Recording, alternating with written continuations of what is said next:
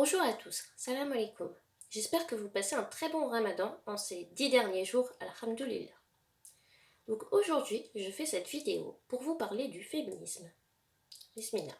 Le féminisme est bien sûr étymologiquement formé du terme féminin et du suffixe isme.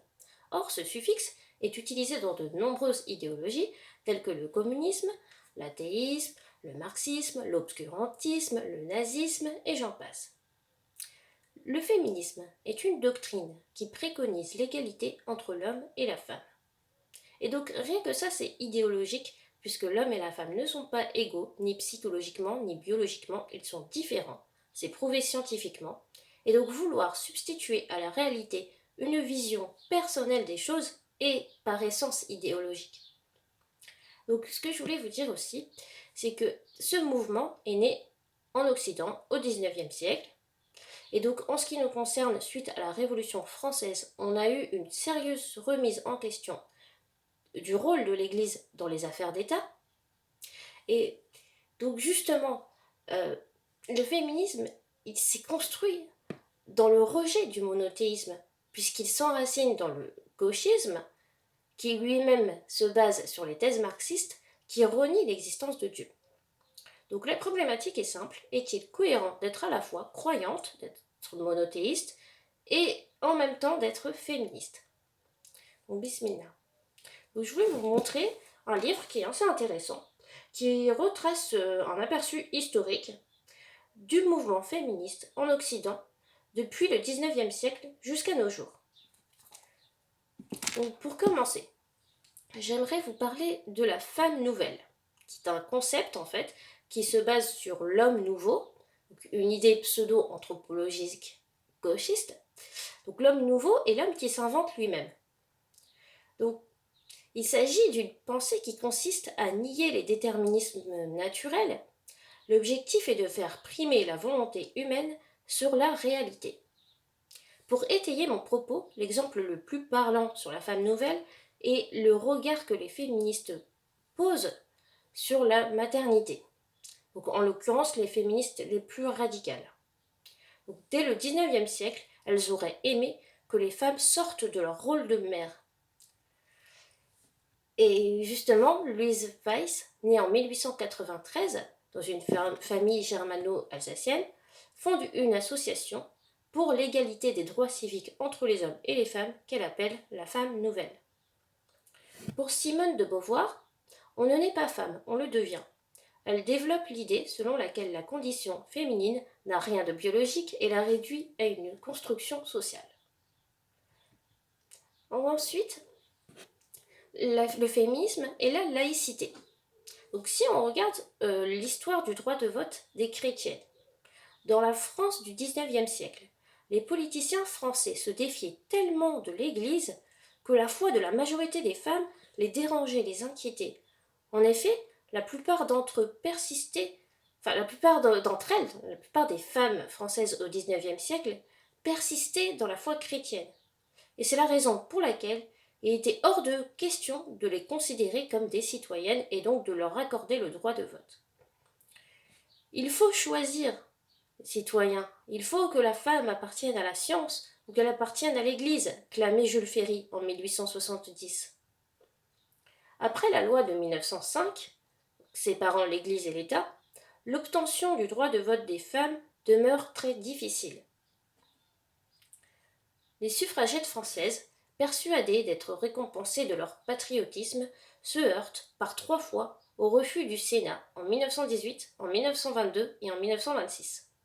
Car la conjonction de l'antiféminisme de la droite et de la méfiance de la gauche face au conservatisme féminin de l'époque, accrue par le fait que le pape s'est prononcé en 1919 en faveur du droit de vote des femmes, constitue une barrière infranchissable.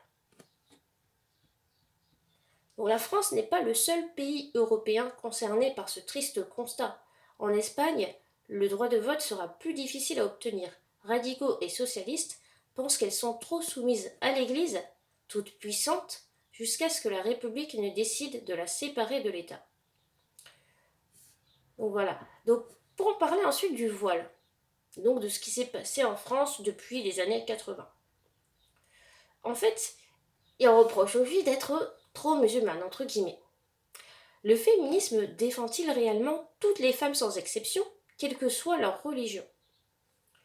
Le 4 octobre 1989, le journal Libération rapporte une information parue dans le courrier Picard. 3 jeunes filles, 2 marocaines et une tunisienne, ont été mises à la porte par le principal d'un collège de Creil pour avoir refusé de retirer en cours le tissu qu'elles portaient sur la tête, donc leur voile. Ce geste est considéré comme une atteinte à la laïcité. Une partie du féminisme et le laïcisme national s'alimentent ainsi pour promouvoir l'exclusion des filles voilées de l'école, au nom de la libération des filles. Donc voyez ce féminisme qui veut priver des filles d'éducation simplement parce qu'elles ont décidé de porter le voile. Donc ensuite, pour terminer, le féminisme et le gauchisme. Les suffragettes ont souvent donné leur appui au parti de la gauche, parce qu'ils défendaient une idée de la justice sociale et de l'égalité des droits entre tous. Le socialisme révolutionnaire, sous l'influence de Marx et d'Engels, revendique l'égalité effective de tous les individus. Certains sociologues parlent de famille en kit, qui se crée au gré des liens sentimentaux, et non plus dans l'obéissance des règles de filiation. Les femmes ont été le moteur principal de ces transformations. Donc, par exemple, en Russie, le mariage religieux est supprimé et le mariage civil est simplifié à l'extrême. L'union de fait est reconnue au même titre que le mariage enregistré. Cette reconnaissance a un double but. Elle est une tentative de rendre plus attractif un modèle familial révolutionnaire, alors que le mariage religieux, symbole de la famille patriarcale, résiste surtout dans les campagnes. Et en Russie toujours, l'avortement est décrété libre et gratuit en novembre 1920. Aux États-Unis, la pilule contraceptive est légalisée en 1965. Pour la jeunesse qui est en train de modifier ses comportements sexuels, comme l'a révélé le rapport Kinsey, la pilule est vraiment libératrice. Et en France, Simone de Beauvoir a publié en 1949 Le deuxième sexe, qui revendique le droit des femmes à disposer de leur propre corps. Une fameuse expression des féministes en matière d'avortement, le droit des femmes à disposer de leur propre corps, entre guillemets. Donc voilà, donc la famille traditionnelle est ainsi en perdition dans l'Occident, principalement à partir des années 70. Le modèle traditionnel patriarcal sur lequel s'appuient les États occidentaux pour gérer la procréation et l'ordre social est en crise. Ce modèle-là se fait plus rare, tandis que d'autres types de vie communs entre adultes et enfants, plus souples et plus instables, apparaissent. Donc voilà, donc pour conclure, le féminisme émane d'une rébellion contre un patriarcat injuste qui provenait lui-même d'un rejet de la religion, voire même d'un rejet total du Créateur. D'ailleurs, Napoléon Bonaparte a instrumentalisé l'Église qui avait déjà perdu son pouvoir politique. Le féminisme contemporain a non seulement rejeté la religion, mais aussi l'idée même que la nature puisse être la création de Dieu. C'est donc un non-sens évident d'être à la fois croyante et féministe. C'est comme se revendiquer à la fois musulman et gauchiste. Les croyantes, dont les opinions semblent mitigées, suivent en effet à la mode. Elles se revendiquent féministes sans avoir recherché au préalable l'origine de ce concept. C'est pourquoi la définition des mots est extrêmement importante. Un seul terme peut à lui seul exprimer une idée, un mouvement, un courant de pensée et une histoire. Je vous remercie énormément pour votre écoute. Je suis désolée pour ma voix qui a déraillé. Donc, dès que j'aurai le droit, je boirai beaucoup d'eau, Inch'Allah. Je vous remercie et je vous souhaite une très bonne fin de Ramadan. Salam alaikum.